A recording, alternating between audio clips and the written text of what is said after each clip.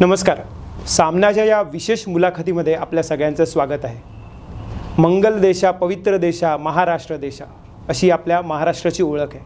आणि या महाराष्ट्रामध्ये समाजसुधारकांची, संतांची परंपरा आहे.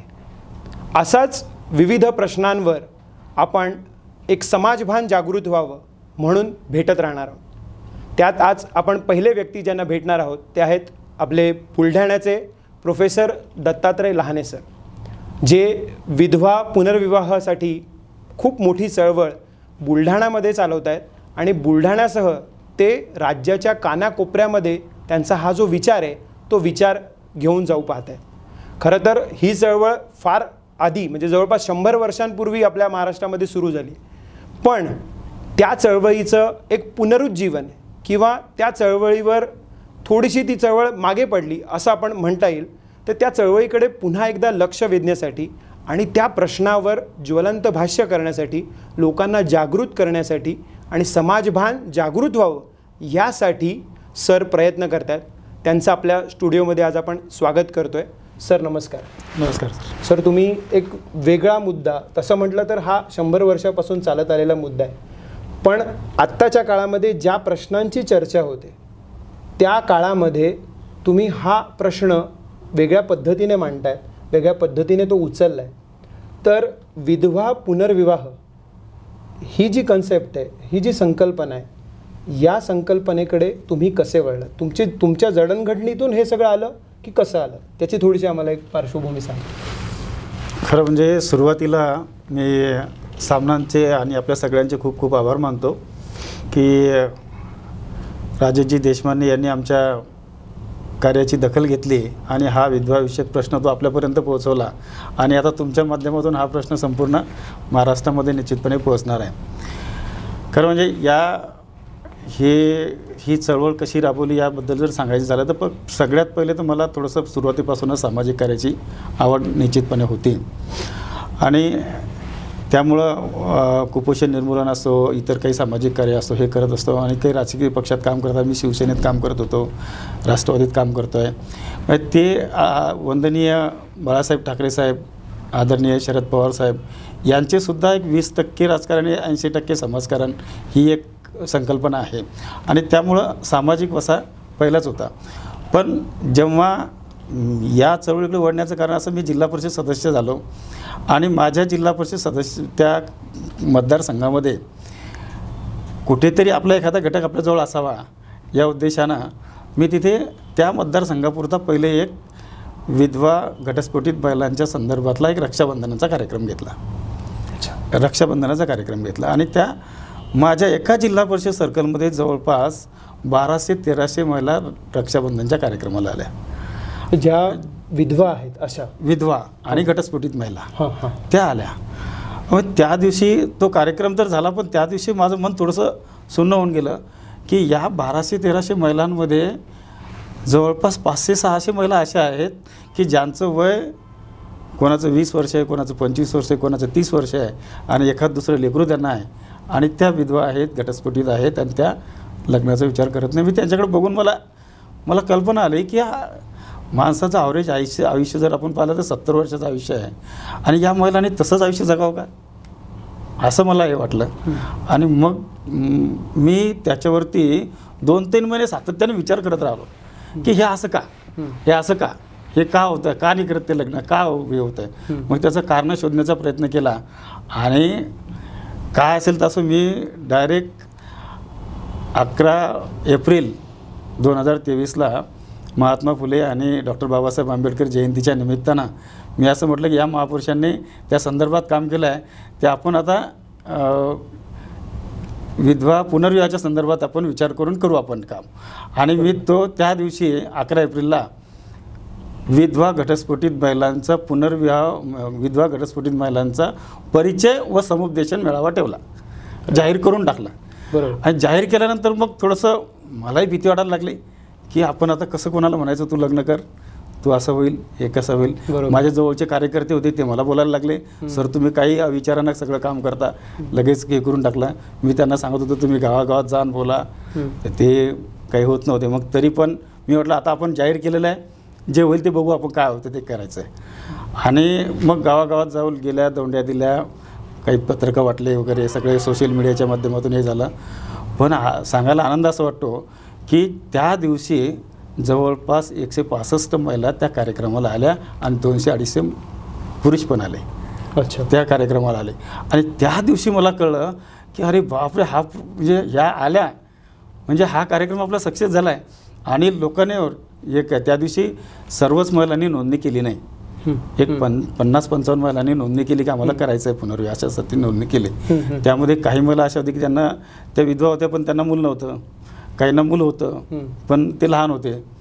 पण त्याच्यानंतर त्या प्रश्नाचं गांभीर्य मला कळायला लागलं की त्यानंतर मला फोन यायला लागले की दादा, मी त्या दिवशी कार्यक्रमाला आली नाही, पण मी अशी आहे, मी काय केलं पाहिजे, माझा मुलगा 8वीत आहे, माझा मुलगा 9वीत आहे, मला एक लेकरू आहे, असं आहे. आणि त्यांच्या भावना मोकळ्या करायला लागल्या, बोलायला लागल्या. मी एखाद्या लग्नात गेलो तर तिथे अशा आश्चर्य बघायला लागल्या आणि मग कुठेतरी संधी मिळते का मला बोलायची ते पाहून त्या करायला, आणि तिथे मग व्यक्त व्हायला लागल्या की बा आता मी काय केलं पाहिजे. आपण त्या एकदम मला लग्न करायचं असं कधीच म्हटलं नाही त्यांनी, पण त्यांच्या मनाचं रोख ओळखून आपण त्यांना जर म्हटलं की ताई आता तू कशी राहशील, तुझं आयुष्य कसं कटणार आहे, तू आता एवढं मोठं लंब आयुष्य आहे, तू कसं त्याला सामोरं जाशील, त्यापेक्षा करायला काय हरकत आहे का, केलं नाही पाहिजे का. मग ते म्हणायचे मला समाज कसं नाव ठेवेल. मग मी त्यांना विचारायचो की समाज नाव ठेवेल ठीक आहे, जो समाज नाव ठेवेल त्याची भीती तुला वाटते, त्या समाजाने तुझ्यासाठी काय केलं आहे, ते तू काय खाते, काय राहते, कशी राहते, काय तुझ्या अडचणी आहे, या संदर्भात कधी विचार केला का, नाही केला. मग आपण का हे करू नये असं हे केला. आणि त्याच्यामध्ये 1 महिन्या 1.5 महिन्याच्या अंतरातच एका महिलेचं लग्न लावण्यास आम्ही सक्सेस झालो. त्या महिलेचा मुलगा 10वीला होता, मुलगी 7वीला होती, आणि त्या महिलेचं आम्ही लग्न लावलं आणि मग तो सिलसिला पुढे अजून सुरू झाला. सर, आता तुम्ही तुमची पार्श्वभूमी सांगितली की तुम्ही कशा पद्धतीनं ही चळवळ सुरू केली, आणि त्याच्यात तुम्ही असं बोललात की मी पहिले जाहीर करून दिलं आणि त्यानंतर मग मला त्या प्रश्नाची जाणीव झाली की हा किती खोल आहे प्रश्न. तेव्हा जेव्हा ही सुरुवात केली त्या सुरुवातीमध्ये तुम्हाला काही गोष्टी आडव्या आल्या का? कारण एखादं वेगळा विचार मांडायला लागलो आपण की पहिले त्याला विरोध होतो. आतून जरी त्या व्यक्तीची इच्छा असली तरी सगळ्यात पहिलं ते नाहीनेच सुरुवात होतं. तर असे काही तुम्हाला अनुभव आले का की तुमची ही चळवळ सुरू होतानाच तुम्हाला काही विरोध झाले का, काही प्रॉब्लेम आले का? असा जाहीरपणे कोणी विरोध केला नाही की तुम्ही असा कार्यक्रम का घेता, असा विरोध केला नाही. पण अनेक जण माझी खिल्ली उडवायला लागले. कोणी माझ्या माघारी थोडंसं हसायला लागले की असा कसा कार्यक्रम घेतला, हे काय केलं. काही विरोधक होते ते आता असे बोलायला लागले की आता अरे काहीतरी आता जमते, हे काहीतरी मारगीर खातेकडे आता काहीतरी असं होते, अशा पद्धतीने बोलायला लागले.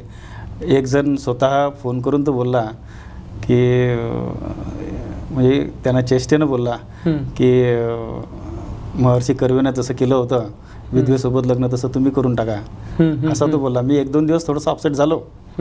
पण काही माझे पत्रकार मंडळी काही यांच्यासोबत चर्चा केल्यानंतर म्हटलं, मी विचार केला की जेव्हा महात्मा फुलेंनी हे काम केलं तेव्हा तर त्यांना खूप विरोध झाला असेल, आता तर तेवढा विरोध नाही आहे. बरोबर.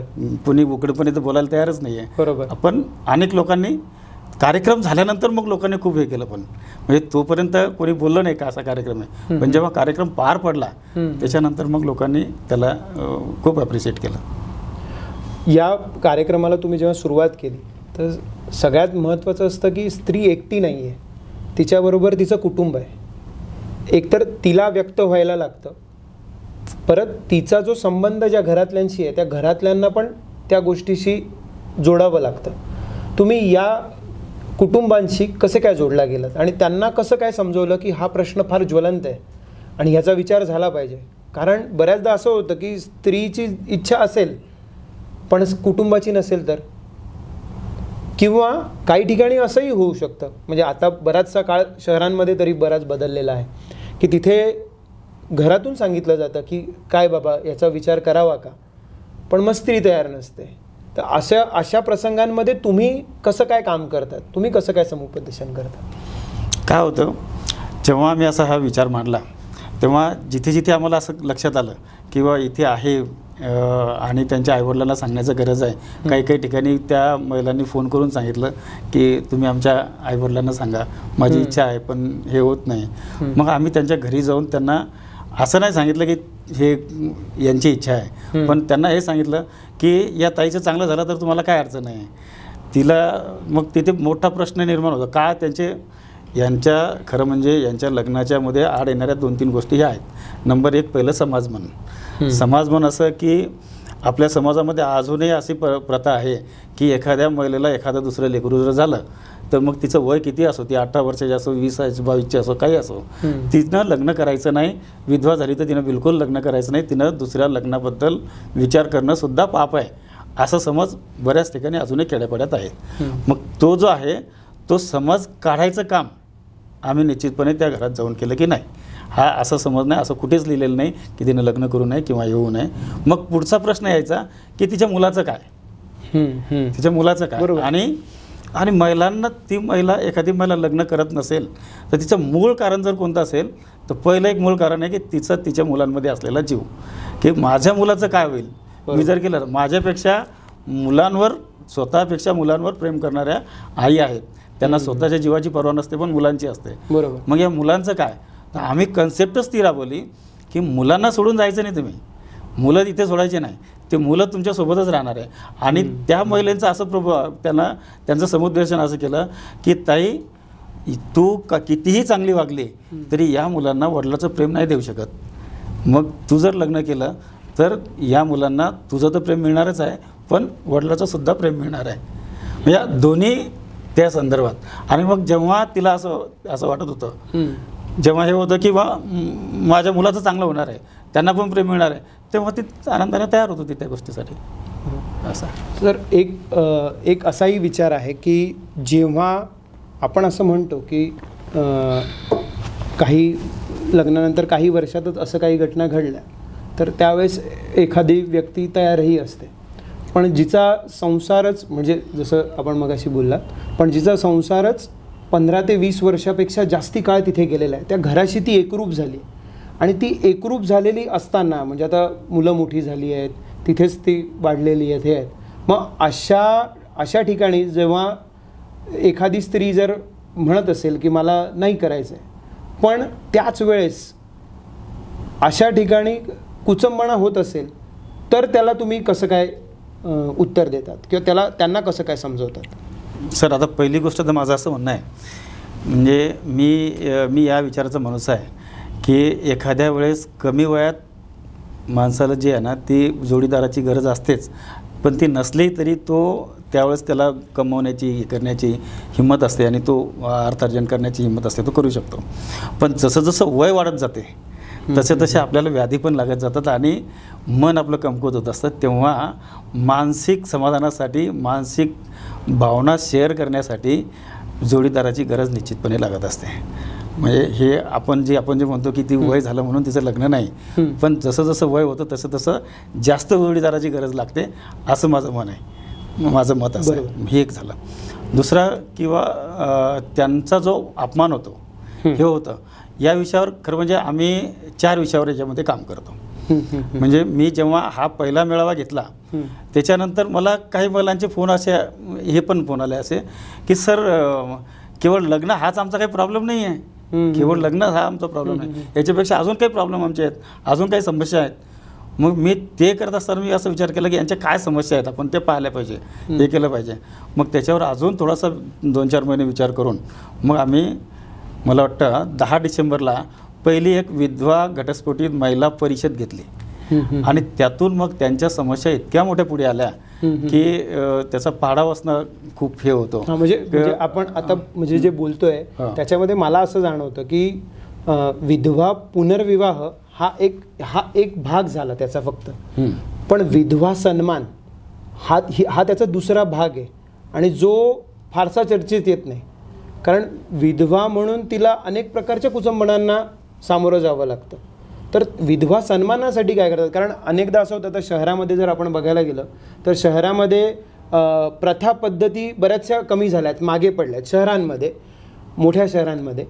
पण आतली जी कुचंबण आहे, घरात होणारी जी कुचंबण आहे, मिळणारी तिला जी वागणूक आहे, ती वागणूक मात्र काही बदललेली नाही, कृती बदलली आहे. कदाचित ती ओवाळायला समोर जात असेल, तिला बोलवलं जात असेल, पण म्हणजे ह्या पद्धतींमध्ये थोडासा बदल झाला असेल, पण आतली जी मानसिक संकुचितता आहे ती अजून गेलेली नाही, की पती गेल्यानंतर त्या स्त्रीकडे बघण्याचा जो दृष्टिकोन आहे तो अजूनही बदललेला नाही, असं तुम्हाला काही वाटतं का तिच्या सन्मानासाठीचा? मी तर असं म्हणतो, म्हणजे माझं ऑब्झर्वेशन असं आहे की तो तिचा एखाद्या महिलेचा पती गेला तो एकदा मरतो, पती एकदा मरतो, पण ही महिला जी आहे ना ही आयुष्यभर मरण यात्रा भोगत असते, माझं असं म्हणणं आहे. म्हणजे अगदी जेव्हा म्हणजे सुरुवातीलाच आपण असं म्हणतो की मुलगी जर ज्या दिवशी लग्न होतं तिचं त्या दिवशी आपण म्हणतो की आमच्या घरामध्ये लक्ष्मी आली, बरोबर आहे, आमच्या घरामध्ये लक्ष्मी आली म्हणून आपण तिचं स्वागत करतो. पण तीच लक्ष्मी जेव्हा एखादा तिचा पती काय ऐन कारणामुळे गेला असेल, कोणतीच महिला म्हणजे जगातली कोणती महिला ती आपला पती मारावा असे कधी स्वप्नच नाही पाहत, बरोबर. ती कधी म्हणत असते माझ्या कुंकवाला आयुष्य मिळालं पाहिजे असं म्हणत असते. तर ते पण ऐनकेन कारणामुळे तिचा पती जर वारला तर एकदम पाण्याचा दृष्टिकोन बदलतो, तिला अपवित्र म्हणतात, तिला म्हणजे खेड्या पायाला तर पांढऱ्या पायाची अशा पद्धतीने बोलतात, असं आहे. मग ही लक्ष्मी असणारी एकदम पती गेला तर अपवित्री कशी झाली, आणि अपवित्री झाले म्हणून तिच्यावर अनेक बंधनं. एखादा माणसाची पत्नी वारली त्याला काहीच बंधन नाही, पण एखाद्या पत्नीचा म्हणजे लेडीजचा पती जर वारला तर तिच्यावर बंधनं. पहिले तर ती पहिलेच दुःखात असताना ते दुःख तिचं सावरण्याचा प्रयत्न न करता पहिले अजून तिला दुःख दुसरं कोणतं द्यायचं.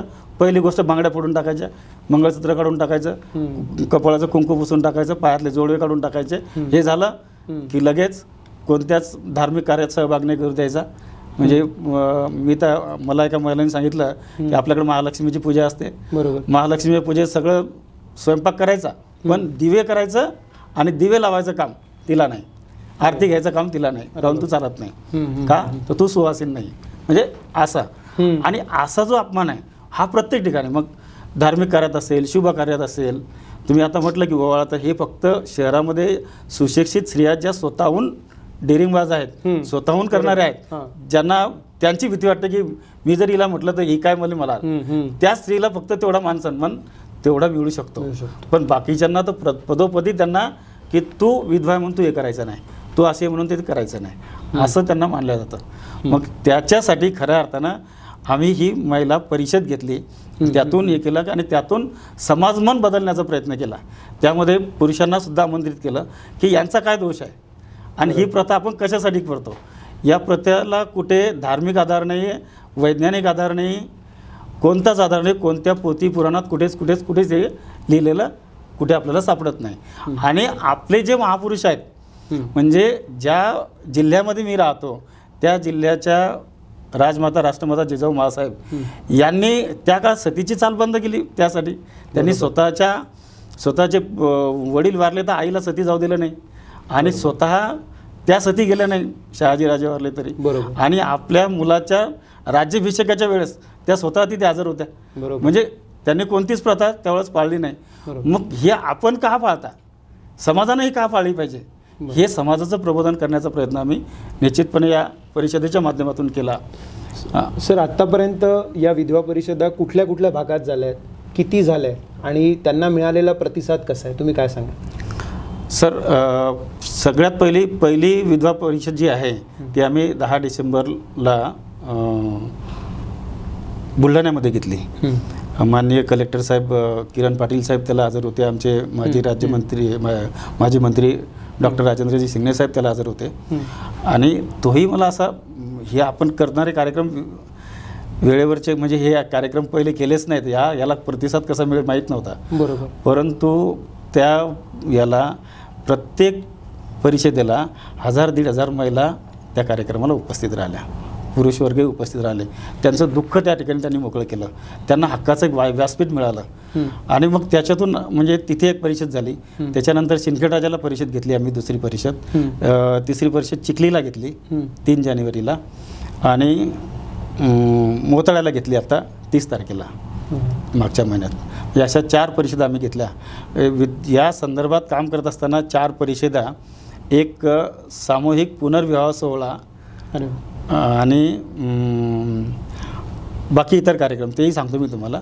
पण हे करत असताना जेव्हा सगळे आलेत आणि तेव्हा त्यांनी जे दुःख त्यांचं हे सांगत व्यक्त केलं गेलं.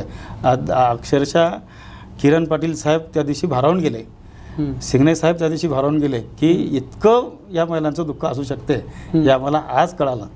आणि मग त्या दिवशी आम्ही निर्णय घेतला की या महिलांसंदर्भात जर काम करायचं असेल तर आपल्याला 4 प्रकारे हे काम करावं लागेल. एक, यांचं सामाजिक त्यांना मान सन्मान मिळाला पाहिजे, यासाठी ह्या ज्या सामाजिक रूढी आहेत त्या बंद केल्या पाहिजे. आणि त्या बंद कशा होऊ शकतील, त्यासाठी शासनानं जे आहे म्हणजे जसं सतीचा कायदा त्या काळात केला तसा विधवा बंदीचा कायदा आता झाला पाहिजे. म्हणजे कितीही आपण किती म्हटलं समाजानं बदललं पाहिजे, पण समाजामध्ये सगळेच चांगले व्यक्ती असतं असं नाही. अनेक लोक असे असतात की त्यांना ते हे असं घडून आणायचंच असतं. मग त्या विधवा महिलेला तिला जर त्या विधवा म्हणून कोणी जर हिंमत असेल, विधवा म्हणून जर कोणी बोलत असेल तर त्याच्या संदर्भात तिला ते झालं तसा कायदा झाला पाहिजे. कायदा झाला की कोणाची हिंमत होणार नाही की तू विधवा म्हणून या कार्यक्रमात जाऊ नको. पण आतापर्यंत असा विचार कोणी मांडलेला आहे का की अशा प्रकारचा विधवा आहे म्हणून तिला हिंडवायचं नाही, अशा प्रकारचा कायदा आला पाहिजे किंवा प्रशासनाने याच्यासाठी पावलं उचलली पाहिजे, असे यापूर्वी कोणी हा विचार मांडलाय का? मांडलाय, म्हणजे कायदा आला पाहिजे असा नाही मांडला, पण हेरवाड ग्रामपंचायत जी आहे कोल्हापूरमधली, त्या हेरवाड ग्रामपंचायतीनं स्वतःहून एक ठराव घेतला की आम्ही आमच्या गावामध्ये विधवा प्रथा पाळणार नाही. बरोबर. त्यांनी स्वतः पहिला ठराव, महाराष्ट्रातला पहिला ठराव तिथे झाला. दुसरा एक प्रमोद झिंजारडे म्हणून एक व्यक्ती आहे सोलापूरचे, तर त्यांनी स्वतःच एक ॲफिडेविट केलं किंवा मी माझ्या मृत्यूनंतर माझ्या पत्नीनं कोणतंही सौंदर्याचं लेणं काढून टाकू नये, त्यांनी ॲफिडेविट केलं असं. आणि त्याच्यावरती मग शासनानं एक परिपत्रक पण काढलं की अनेक ग्रामपंचायतीनं त्या पद्धतीचे ठराव घ्यावेत, पण तसे ठराव नंतर झाले नाही. आमच्या कलेक्टर साहेबांनी जसा हा पहिला परिषद झाली दुसऱ्याच दिवशी त्यांनी परिपत्रक काढलं की विधवा महिलांचं समुपदेशन प्रत्येक त्यांनी त्या गावातील सरपंच असतील, ग्रामसेवक असतील, जे टीम आहे त्यांनी त्यांचं समुपदेशन करावं आणि कोणतीच विधवा प्रथा पाळू नये यासाठी गावकऱ्यांना पण समजून सांगावं आणि त्या पद्धतीचे ठराव पण घ्यावेत, अशा पद्धतीचं त्यांनी हे पण केलं. सर, सरकारकडून, प्रशासनाकडून विधवा पेन्शन योजना राबवली जाते, पण तुम्हाला काय वाटतं की ती कितपत यशस्वी आहे, कितपत त्या महिलेपर्यंत पोहोचते असं तुम्हाला? आम्ही विधवा परिषदेच्या निमित्तानं आम्ही खऱ्या अर्थानं या संदर्भात 4 पद्धतीनं कामं करतो. एक मी सांगितलं, समाज मन बदलण्याचं काम, त्यांना रूढी परंपरेतून मुक्त करण्याचं काम. दुसरं काम की कसं असतं, जेव्हा एखादा ती महिला जेव्हा विधवा होते एक 3 दिवसपर्यंत सहानुभूती असते. एकदा सावरण्याचा कार्यक्रम झाला की त्याच्यानंतर त्या महिलेला काय आर्थिक अडचणी आहे, ती काय खाते, काय पिते, तिच्या मुलाचं संगोपन कसं करते, त्यांना शिक्षण कसं करते, या संदर्भात कोणीही शेजारचा येत नाही आणि बाहेरचे नातेवाईक हे कोणीही त्याचा विचार करत नाही. म्हणजे तिलाच अर्थार्जन करावं लागतं, तिलाच काहीतरी करावं लागतं असं आहे. आणि त्या पद्धतीने त्या करतात पण त्यांचे खरी अडचण जी आहे ती हे झाल्यानंतरची ती त्यांची आर्थिक उन्नती झाली पाहिजे, ही एक अडचण आहे. आणि म्हणून त्यांना जे आहे ना, त्यांना रोजगार मिळाला पाहिजे, त्यांना कमी व्याजदरात लोन मिळालं पाहिजे, त्यांना हे झालं पाहिजे. आणि त्यासोबत त्यांना तिसरं काम आमचं असं आहे की त्यांना शासकीय योजनांचा लाभ मिळाला पाहिजे. मग आम्ही पाहिलं बऱ्याचशा महिलांना तो लाभ मिळतो, पण बऱ्याचशा महिला असं आहे की त्यांना त्या योजनेचीच माहिती नाही आहे. मग आम्ही 50-100 महिलांचे फॉर्म ते सगळे भरून विधवा पेन्शन योजना तुम्हाला मिळाली पाहिजे, काय खूप वयस्कर आहे त्यांना निराधारमध्ये बसवायचं असेल, काय अजून कोणत्या योजना असेल त्यांना लाभ द्यायचा, असं आम्ही त्या परिषदेच्या माध्यमातून ते सुरू केलं आणि त्यांना तो लाभ मिळायला लागला. पण हा लाभ जरी मिळत असेल तरी माझं म्हणणं थोडंसं शासनाकडे असं आहे की त्यांना आज 1000-1100 रुपये मिळत आहेत, त्या आजच्या काळात ते खूपच तुटपुंजी रक्कम आहे, खूपच तुटपुंजी. तर ती कमीत कमी 3000 त्यांना विधवा पेन्शन मिळाली पाहिजे, तो लाभ 3000पर्यंत तरी झाला पाहिजे, असं माझं स्वतःचं वैयक्तिक मत असं आहे आणि त्यासाठी आम्ही करतो. सर, तुम्ही हे सगळे प्रश्न मांडतायत, यावेळेस तुम्हाला प्रशासन काय मदत करतं? जसं तुम्ही सांगितलं की कलेक्टर आले, आता प्रशासनाकडे याचा काही डेटा असतो का? जसं आपण जनगणना करतो त्यावेळेस त्याची माहिती किती लोक आहेत, काय आहेत, मृत्यू पावलेल्या व्यक्तीचं नाव वगैरे असं सगळं त्याची हे होते, काउंट होतं. पण जेव्हा विधवा असा प्रश्न येतो जो तुम्ही आता मांडल्यावर कळतंय की तो किती ज्वलंत आहे आणि हा प्रश्न आहे, या प्रश्नासाठी कुठे डेटा कलेक्शन होतं का की किती विधवा आहेत, त्यांचा रोजगार काय आहे, त्याचा काही डेटा प्रशासनाकडे किंवा कोणाकडे असतो का आणि आपण त्याच्यासाठी काही करतायत का? मला असं वाटतं अशा पद्धतीचा डेटा काही अजून प्रशासनाजवळ त्याचा नाही आहे. फक्त कोरोनामध्ये जे काही गेले आहेत, कोरोनामध्ये ज्या महिला विधवा झाल्यात त्यांना कोरोनाचे काही आर्थिक लाभ मिळाला, त्या संदर्भातला कोरोनाच्या महिलांचा डेटा त्यांच्यापर्यंत तो आला आहे. पण बाकी इतर ज्या डेथ झाल्या त्याचा काही डेटा मला असं वाटतं प्रशासनाकडे नाही. असेल तरी मला तो समजा मला अवगत नाही. आणि विधवांची संख्या किती असेल हा जर प्रश्न आपण विचारला म्हणजे त्याचं त्या संदर्भात जर माहिती असेल तर मी माझ्या एका जिल्हा परिषद मतदारसंघाच्या याच्यावरून मी सांगतो की माझ्या एका जिल्हा परिषद मतदारसंघामध्ये जवळपास 1500 महिला या माझ्या कार्यक्रमाला येतात. त्या 1500 महिला तिथे विधवा महिला आहेत. म्हणजे एका याच्यामध्ये तर असा जर विचार केला आपण सगळा तर किमान एका जिल्ह्यामध्ये किमान 1.5 लाख ह्या विधवा महिला आहेत हे मी तुम्हाला सांगतो. 1.5 लाख विधवा महिला. आणि आता आमच्या ज्या परिषदा झाल्या या परिषदेच्या माध्यमातून 4 परिषदेच्या माध्यमातून जवळपास 4,500 महिलांचा डेटा तर आमच्याजवळच आहे. पण मग सरकार या डेटाचा उपयोग करून त्याच्यासाठी काम करू शकणार नाही का? माझं असं विनंती आहे सरकारला की सरकारने जशी जनगणना करतो आपण तशी विधवांची जनगणना केली पाहिजे. मी आपल्या महिला बालकल्याण मंत्री यांच्याकडे मी एक निवेदनसुद्धा दिलेलं आहे की तुम्ही जसा शासनानं खूप चांगलं काम केलं आता एक की महिला आयोग तयार केला बरोबर आहे, तसं शासनानं त्या महिला आयोग तयार करत असताना मी त्यांना विनंती केली होती की याचे एकतर स्वतंत्रपणे विधवा महिलांचा एक विचार व्हावा, त्याच्यासाठी एक सेक्शन असावा. आणि किंवा त्या जे तुम्ही महिला धोरण तयार केला त्या महिला धोरणामध्ये स्वतंत्रपणे विधवांचा एक कक्ष असावा की त्यांच्यासाठी तुम्ही काय योजना करतायत. आणि मला असं वाटतं की शासनही आता त्याच्यावर प्रयत्न निश्चितपणे करेल. आताच एक 8-10 दिवसाची गोष्ट आहे की राष्ट्रीय मानवाधिकार आयोग यांनी सुद्धा शासनाला त्या संदर्भात पत्र पाठवलं आहे की तुम्ही या विधवांच्या प्रश्नासाठी असे काहीतरी प्रोग्राम राबवा आणि ते कदाचित त्याला हे होईल. मला असं वाटतं त्याला बूस्ट मिळेल. सर, आपण विधवांच्या पुनर्विवाह संदर्भात बोलतोय आणि त्याचे अनुभव ऐकतोय की त्यांचे काय काय प्रश्न आहेत. तुम्ही असे काही विवाह लावले आहेत का? त्यांची काही संख्या आपल्याकडे उपलब्ध आहे का की किती विवाह आतापर्यंत असे लावले? निश्चितपणे मी आता तुम्हाला सांगितलं की मी पहिला जो विवाह लावला तो त्या महिलेचं वय जवळपास 38 वर्षाचं होतं आणि तिचा एक मुलगा 10वीत होता. त्याच्यानंतर एक मुलगी ती 7वीला होती. आणि मला सांगायला आनंद वाटतो की ते एकदम सुखी कुटुंब आहे. आणि असं हे तो जो सिलसिला सुरू झाला तर आता या 1.5 वर्षाच्या कालावधीमध्ये जवळपास 38 विवाह आमचे झालेत. आम्ही सामूहिक पुनर्विवाह सोहळा घेतला. म्हणजे सामूहिक विवाह सोहळा नाही, सामूहिक पुनर्विवाह सोहळा. आणि त्यामध्ये त्या महिलांची मुलंसुद्धा त्यामध्ये सहभागी होते त्यामध्ये. आणि तो असा तसा नाही घेतला, त्याला छानपैकी मस्त जसे विवाह होतात त्या पद्धतीनं त्यांची बारात काढली, रथ सजवले, त्याच्यावर मुलामुलींचे बारात काढून सजवून सगळे नाच गाणे करत आम्ही छानपैकी 1000 लोकांना जेवण पण त्या दिवशी दिलं. आणि त्या दिवशी 7 विवाह लागले. म्हणजे आणि तो मग पुढे हे सगळे हे सुरू झालं. जवळपास आता 38 विवाह आमच्या या प्रयत्नाला निश्चितपणे झालेले आहेत. सर, आर्थिक प्रश्न त्यांचे सुटावेत विधवांचे, याच्यासाठी तुम्ही काय काम करताय? मी आता सांगितलं तुम्हाला की 4 पद्धतीने आम्ही करतो. त्यातला एक मुद्दा आहे की त्यांचं अर्थार्जन झालं पाहिजे. जर 2 पैसे घरात आले तर अक्कल येते असे म्हणतात आपल्याला. आणि म्हणून मग दुसरं तर आपण जास्त करू शकत नाही. तर किमान आपल्याकडनं जे होतं आम्ही काय करतो त्यांना की मी तिथे बुलढाण्यात एक व्यावसायिकांची मीटिंग घेतली आणि त्यांना म्हटलं की बा तुम्हाला जे मनुष्यबळ लागतं ते तुम्ही जर थोडंसं विधवा महिलांना त्यामध्ये घेतलं तर चांगलं होईल. मग आम्ही काही शाळांना जाऊन भेटलो, काही कॉम्प्युटर सेंटर असतील तिथे जाऊन भेटलो, हॉस्पिटलला जाऊन भेटलो, हॉस्पिटलमध्ये गेलो. आणि मला सांगायला आनंद वाटतो की जवळपास आता 50-55 लेडीजला आम्ही त्या बुलढाण्यामध्ये त्यांना रोजगार देऊ. त्यांना 6-7 हजार रुपये महिन्याचे त्यांना पण किमान ते पोट भरायला लागले. काही ठिकाणी घरगुती काम करणाऱ्या महिला घरगुती काम करण्यासाठी महिला नाही केलं, कुठे हॉस्टेलवर त्यांना वार्डनचं काम दिलं. तर अशा पद्धतीने त्यांना आणि म्हणजे एका पद्धतीने असं म्हणता येतं की समाज विधवांवर ते रूढी परंपरा लागतोय. पण आता ही जी चळवळ सुरू झाली तुम्ही ज्यांना बोलतोय किंवा तुमच्याकडे थोडासा असा रोजगार दिला तर तुमच्याकडे गरज येते तिथे विधवा महिलांच्या त्या महिलाला रोजगार द्या तर ते लोक तयार होतात. त्यांच्याकडं सहानुभूतीनं देत आहेत, हे पण मला चांगलं जाणवलं त्यामध्ये.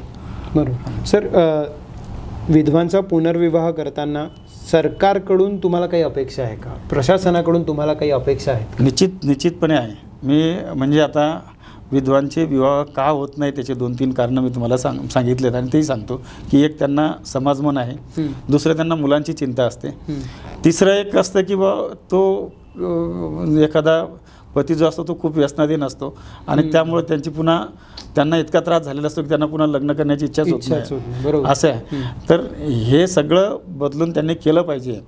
यासाठी आम्ही तर समाजमन तयार करतोयच, हे पूर्ण महाराष्ट्रामध्ये पूर्ण देशामध्ये झालं पाहिजे. पण त्यासोबत शासनाची भूमिका असली पाहिजे की शासनानं सुद्धा पुनर्विवाहाला प्रोत्साहन देण्यासाठी काहीतरी अनुदान दिलं पाहिजे. जसं आता राजस्थान सरकारनं दिलं आहे, उत्तर प्रदेश सरकारनं अनुदान देत आहेत, पाँडिचेरी सरकारनं या संदर्भातला इश्यू घेतला आहे आणि ते अनुदान देत आहे. मी आत्ता झारखंडला जाऊन आलो. आम्ही 24 तारखेला 23ला आंतरराष्ट्रीय विधवा दिवस होता, त्यानिमित्तानं त्या ठिकाणी कार्यक्रम घेतला होता आणि त्या ठिकाणी मला बोलवलं होतं. मी त्या ठिकाणी गेलो तर तिथे त्या सरकारनं सुद्धा जर विधवा महिलेसोबत एखाद्या अविवाहित मुलानं लग्न केलं तर त्याला 1 लाख रुपये मिळत आहेत, त्या कुटुंबाला मदत मिळते. तसं शासनानं आपल्याकडे आंतरजातीय विवाहाला प्रोत्साहन देण्यासाठी प्रोत्साहनपर योजना लागू आहे. तसं माझे प्रयत्न चालू आहे. मी 2-3 निवेदनसुद्धा दिलेत आणि आमचे बुलढाण्याचे आमदार ते मांडणारसुद्धा आहेत की त्या धर्तीवरती विधवांनी जर पुनर्विवाह केला तर त्या ठिकाणी किमान 1 लाख रुपये त्यांना प्रोत्साहनपर अनुदान द्यावं अशी आमची मागणी. त्यामुळं त्यांचे विवाह होतील, त्यांच्या जीवनामध्ये प्रकाश पडेल, आणि त्या महिलासुद्धा तयार होतील आणि मुलं पण सुद्धा तयार होतील. म्हणजे आज दोन्ही बाजून एक गरज आहे. म्हणजे मी तुम्हाला सांगतो की आज प्रत्येक जिल्ह्यामध्ये किमान 50,000 मुलं तरी अशी आहेत की त्यांचे लग्नच नाही होऊ राहिले. म्हणजे आज ही परिस्थिती सध्या आहे. जर हे विधवा शासनानं जर याला जर चालना दिली आणि हे जर पुनर्विवाह झाले तर मला वाटतं समाजाचं बॅलन्ससुद्धा राहायला निश्चितपणे मदत होते आणि म्हणून शासनानं याकडे खूप लक्ष देण्याची गरज आहे. पुनर्विवाहासाठी प्रोत्साहनपर अनुदान देण्याची गरज आहे. सर, तुम्ही लोकांना काय आवाहन कराल या चळवळीच्या निमित्ताने? कारण शेवटी समाज शाश्वत आहे, समाज टिकणार आहे आणि तो विचार करणार आहे. त्याने जर हा विचार उचलला तर तो शेवटपर्यंत टिकेल.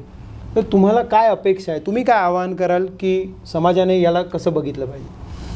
माझं तर सगळ्यात पहिलं मत माझं असं आहे की समाजानं, ज्याला आपण असं म्हणतो की विधवा सद्वा समान आहे, म्हणजे विधवा महिला आणि सुवासिनी महिला ह्या समान आहेत अशी वागणूक त्यांना दिली पाहिजे. त्यासाठी पूर्णतः ही जी विधवा प्रथा जी म्हणताय ती पूर्णतः बंद केली पाहिजे. आणि मला सांगायला आनंद होतो की आता समाज पण बदलून राहिला. म्हणजे माझ्या बुलढाण्याच्या बाजूला 8 किलोमीटरवरती एक दत्तपूर नावाचं गाव आहे. त्या दत्तपूर नावाच्या गावामध्ये आम्ही त्या लोकांना आवाहन केलं, तिथल्या महिलांना आवाहन केलं की तुम्ही आज इथे गावात विधवा आहेत, तुम्ही सुवासिनी आहात, पण आपल्या जीवनाचा भरोसा आपल्या कोणालाच नसतो. कोणाचं काय होईल केव्हा सांगता येत नाही. आज तुम्ही सुवासिनी आहात, उद्या कधी विधवाला सांगता येत नाही. पण त्यासाठी यांचा जो अपमान होतो तोही आपण आपल्या पदरी आला नाही पाहिजे आणि यांना पण सन्मान मिळाला पाहिजे. यासाठी तुम्ही शपथ घ्या. तर त्यांनी वट सावित्री पौर्णिमेच्या दिवशी शपथ घेतली की आम्ही आमच्या गावामध्ये आजपासून कोणत्याही पद्धतीची विधवा प्रथा पाळणार नाही. आणि त्या दिवशी अनेक 8-10 ज्या विधवा महिला होत्या त्यांनी कुंकू लावलं, त्यांनी वट सावित्रीची पौर्णिमा त्या वडाची पूजा केली, त्याला फेरे मारले. म्हणजे हे समाजमन निश्चितपणे बदलून राहिलं. आणि माझं संपूर्ण जनतेला आव्हान आहे की सगळ्यात पहिले प्रथा बदला, म्हणजे तुमचा विचार बदला निश्चितपणे. आणि मी तुम्हाला सांगतो सर, मला विश्वास आहे एक दिवस असा येईल की विधवा हा शब्दच या महाराष्ट्रातला, या देशातला चालला जाईल, तोच राहणार नाही. आणि जसं आज होतं की एखाद्या पुरुषाची पत्नी वारल्यानंतर 6 महिन्याच्यात त्याचं लग्न करून दिलं जातं, तसं समाज एक दिवस असा करेल की त्या महिलेचं सुद्धा ती जर विधवा झाली असेल तर तिचं लग्न लावून देईल, पुनर्विवाह तिचा करतील, अशी पण सुद्धा मला निश्चितपणे अपेक्षा आहे. सर, आपल्याशी तुम्ही जेवढा संवाद साधला आणि आपल्या वाचकांसमोर तुम्ही हे जे सगळं किंवा आपले जे प्रेक्षक आहेत सामनाचे त्यांच्यासमोर तुम्ही हे जे मत मांडलं आणि तुमचे विचार मांडले, त्यामुळे नक्कीच समाजामध्ये काही सकारात्मक बदल आपल्याला पाहायला मिळत आहेत आणि ते आणखीन मिळतील. त्याचबरोबर समाज मन जे आहे ते बदलत आहे, समाजभान जागृत होत आहे आणि त्यामुळे होणारे जे बदल आहेत ते बदल माणसाला मनुष्यत्वाकडे घेऊन जात आहे. त्याला माणूस म्हणून जगण्याचा, माणूस असल्याचा जो गौरव आहे, तो जो सन्मान आहे, तो सन्मान देण्याचा विचार करेल आणि तो सन्मानानं जगू शकेल. कारण विधवांचा पुनर्विवाह, जसं मी मगाशी म्हटलं की पुनर्विवाह हा एक वेगळा भाग आहे आणि विधवांचा सन्मान, भले तिचा विवाह तिला करायचा नसला तर ती सन्मानानं तरी तिला जगायला मिळालं पाहिजे, तो सन्मान तिला मिळाला पाहिजे. मग तो घरातून असेल, समाजातून असेल, कौटुंबिक सामाजिक सगळ्याच पातळीवरचा असेल, तो सन्मान तिला मिळाला पाहिजे, तिला सन्मानानं जगता आलं पाहिजे. यासाठी तुम्ही जो विचार मांडतायत, जी चळवळ उभी करतायत, या चळवळीसाठी आमच्याकडून तुम्हाला खूप शुभेच्छा की असं मनुष्यत्व माणसातलं जागृत ठेवण्यासाठी तुम्ही काम करताय. तो पैलू तुम्ही माणसातला जागृत ठेवताय, त्यासाठी आमच्याकडून तुम्हाला खूप खूप धन्यवाद. तुम्ही आमच्यासमोर एवढं मनमोकळ्या गप्पा मारल्या आणि हा सगळा विषय समाजासमोर आणला. आणि नक्कीच प्रशासन, शासन तुमच्या ज्या मागण्या आहेत, तुमचं जे विजन आहे त्याच्यावर काम करेल आणि विधवांना ज्या काही गोष्टी त्यांच्या आल्या पाहिजेत पटलावर आणि शासनाकडे त्या माहिती असल्या पाहिजेत आणि त्याच्यामध्ये जे काही अनिष्ट प्रथा आहेत, परंपरा आहेत, त्या बंद करण्यासाठी पण तुमचे जे प्रयत्न चालू आहेत, कदाचित त्याच्यावरही विचार या मुलाखतीनंतर केला जाईल असं मला वाटतं. तर आपण सगळ्या या गप्पा ज्या मारल्या आणि हा विषय आमच्यासमोर मांडला त्याबद्दल खूप खूप धन्यवाद, खूप खूप आभारी आहे. आणि सामनाच्या सगळ्या वाचकांना आणि सामनाच्या सर्व प्रेक्षकांना जे डिजिटलवर सामना बघत आहेत त्या सर्व प्रेक्षकांना आमची एक विनंती आहे की सामनाचे अशा ज्या मुलाखती आहेत, ज्या समाजभान जागृत करत आहेत, समाजामधले वेगवेगळे क्षेत्रात काम करणारी जी लोकं आहेत, जी गावात, खेड्यात, शहरात, कानाकोपऱ्यात जे काम करत आहेत आणि इथलं जे सामाजिक भान आहे ते जागृत ठेवण्याचा प्रयत्न करत आहेत, त्यांच्या छोट्यातल्या छोट्या कृतीलासुद्धा एक व्यासपीठ मिळावं यासाठी आम्ही प्रयत्न करत आहोत. तेव्हा आमचं YouTube channel, Facebook page, Instagram page हे लाईक, सबस्क्राईब करायला विसरू नका. आणि तुमचेही काही प्रश्न असतील, तुमच्याकडेही असे कोणी व्यक्ती असतील जे अशा पद्धतीनं काम करतात, अशा काही संस्था असतील, तर त्याच्यासाठी आमचे जे ईमेल आय डी आहेत जे तुम्हाला डिस्प्ले होतील किंवा कमेंट सेक्शनमध्ये पण तुम्हाला ते बघायला मिळतील, त्याच्यावर तुम्ही आम्हाला ते संपर्क करून त्या लोकांपर्यंत, त्या लोकांना एक व्यासपीठ देण्याचा प्रयत्न आपण इथे करू शकतो. तर नक्की आमच्याशी संपर्क करा. धन्यवाद. सामनावर अशा प्रकारच्या विविध मुलाखती आपण नेहमी घेत असतो. कधी त्या सामाजिक क्षेत्रातल्या असतात, कधी राजकीय, तर कधी त्या क्रीडा क्षेत्रातल्या असतात, मनोरंजन क्षेत्रातल्या असतात.